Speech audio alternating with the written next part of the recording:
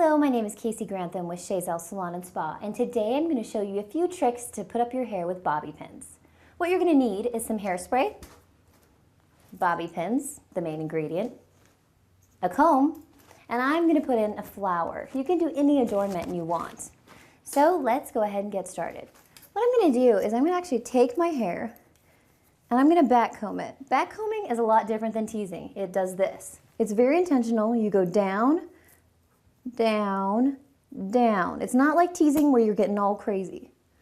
You want to be really soft and make sure you're gentle. This is actually called a French lacing right over the top of it.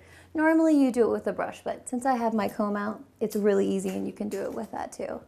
So what I'm going to do is I'm just going to go ahead, bobby pin, and pin the opposite direction. This hair is going back, so this bobby pin is going forward. I always make a little V in my bobby pin to get it open. And I pull it up and push it forward.